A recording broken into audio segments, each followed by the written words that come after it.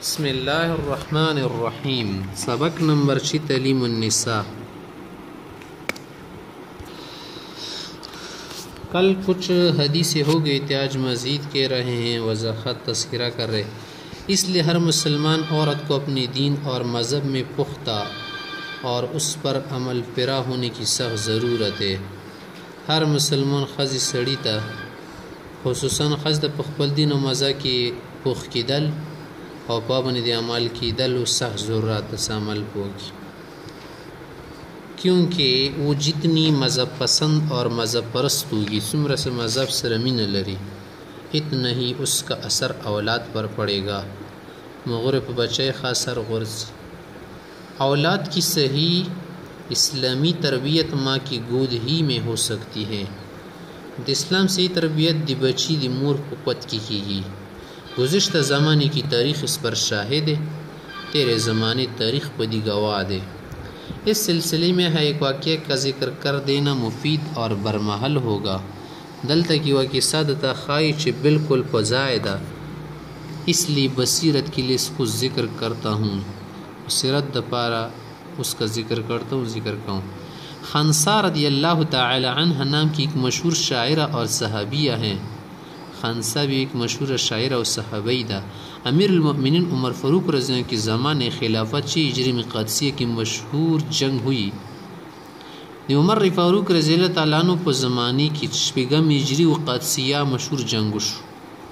उनके 4 बेटे थे। दग़ खज़ ज़ालुर ज़मान उस जंग में अपने 4 बेटों के साथ शरीक हुई। ज़ालुर ज़मान सर शरीक शो। लड़ाई से एक रोज़ पहले लड़कों को खूब नसीहत की। जंग नमक की और इसी ज़मानत खन से तुनकर और जंग में शिरकत के लिए खूब उभारा और खई तेज कड़ल चिता सुबह जंग की मख्तज़ैबी की और नसीहत करती हुई बोली, दा नसीहतों को देवी छि मेरे बेटो, तुम अपनी खुशी से मुसलमान हुई हो, तस पखबल खुशहाली मुसलमान शी चादर बने जबर न दे कड़े और अपनी खुशी से तुमने हिजरत की। पखबल हिजरत मुँह को उस ज़ात की कसम जिसकी से कोई मबूद नहीं, बेकसम उखड़ो। जिस तरह तुम एक माँ के पेट से पैदा हुई हो, संगीत उमूर खेट न पैदा शई, उसी तरह एक बाप की औलाद भी हो। वो प्यारा औलाद है, मैंने न तुम्हारे बाप से खियानत की, न तुम्हारे मामू को रसवा किया, न मतासो प्यार से खियानत करी, न मगान वगैरह में रसवा करी थी, न मैंने तुम्हारे शराफत पर धब्बा लगाया और न मुस्तास शराफत बने से दाग लगवाले दे, न मैंने तुम्हारे नसब को ख़राब किया, न मैं नसब ख़राब कर दे। तुम्हें मालूम है कि अल्लाह तबारक व तआला ने मुसलमानों के लिए काफिरों से लड़ाई और जंग में कितना सवाब रखा है। तस तपत दची अल्लाह मुसलमानों ने तो काफिरों से रखो जंग की सुमरा सवाब खेदे। तुम्हें ये बात याद रखनी चाहिए, द खबर याद सतए कि आखिरत की बाकी रहने वाली ज़िंदगी दुनिया की फ़ानी और नापायदार ज़िंदगी से हज़ार दर्जे बेहतर है। आखिरत ला बकाया ज़िंदगी दा द दुनिया पनी ज़िंदगी ना और नापायदार ज़िंदगी पति की ना पारशी के लांदे लांदे दा दिन ज़र दरजे खादा। इरशाद खुदावंदी है, अऊज़ु बिल्लाहि मिनश शैतानिर रजीम, या अय्युहल्लज़ीना आमनुस्बिरु वसाबिरु वराबितु वत्तकुल्लाह लअल्लकुम तुफ्लिहून। पारा नंबर 4 रुकू नंबर 11।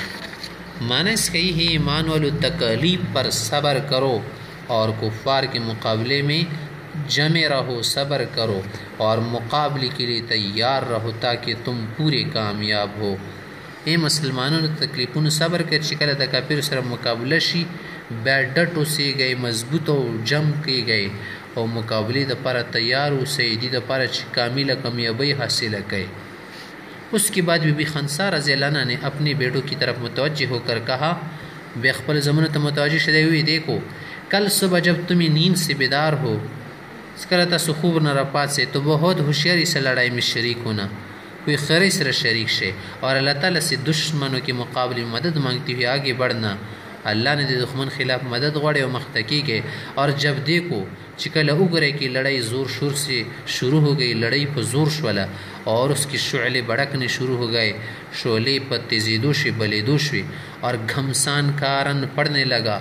सख्त जंग शुरू शो तो काफरों के गौल में घुस जाना, दे काफिरों पदा جوپو کی نوازے کم ذکر ډیر سی اور کفار کے سردار کا مقابلہ کرنا. مشران سره جنگی گئے. انشاءاللہ سیدھے جنت میں جاؤ گی، سیدھے جنت سے. چنانچہ صبح کو جب جنگ شروع ہوئی، سکلا جنگ شروع ہو تو چاروں بھائیوں میں سے ایک ایک آگے بڑھتا گیا، یو مخته لاړو اور کافروں سے دل کھول کر لڑتا. پکولا ازل بہت سارا جنگ دیا تک کہ اللہ کے راستے میں شہید ہو جاتا. عارف شہید کے دو، اس کے بعد دوسرا بڑھتا اور شہید ہونے تک لڑتا رہتا. مل بلب مختشو اور شہید کے دو پر جنگی دو حتیٰ کہ یہ بعد دیگرے چاروں بھائی شہید ہو گئے، ټول شہیدان شو. جب والدہ کو ان کی شہادت کی اطلاع ملی، شکل امور خبر شوا تو خدا کا شکر ادا کیا اور فخر کے طور پر کہا، شکر کو فخر کو، خدا کا شکر ہے کہ مجھے ان بیٹوں کی شہادت سے شرف بخشا. شکر دا خدای سے ماته د زمن شہادت بنی عزت مند کړما. مجھے امید ہے کہ اللہ تعالیٰ کی رحمت سے جنت میں بھی ان کے ساتھ رہوں گی. ماته امید دی چې په جنت کی دا غوسره به زه اوسما. ایک واقعہ ہے ہم نے اس لیے بیان کیا ہے دا مزکہ بیان کر دا کہ آج کل کی زمانہ کی مسلمان عورت اس پر غور کرے کہ مسلمانوں نے خزی پدی بنے فکر ہو کی کہ پہلے زمانے میں عورتیں اپنے بچوں کی کسی تربیت کرتی تھی. حوال زمانے کی خزو بدی خپل بچے سنگی تربیت کولو. یقین جانے کہ عورت کی دین سے اس دوری اور بتعلقی کو دیکھ کر دل روتا ہے. په یقین سره د تویم کنه کدنن سبا د خزو د دین نه لریوالي وکسي او بتلوکی وکسي زړه د شړی جاړي. ظاہر بات ہے کہ جب عورت دین سے اتنی دور ہو جائے تو اولاد کی تربیت تو بڑی بات ہے. میں خود مشکل ہے اپنی ضرورت کے مسائل سے بھی کیا واقف ہوگی، ضرورت مسائل نہ بس خبر ہوئی اور بچوں کی کیا تربیت کرے گی، تربیت ہوگی.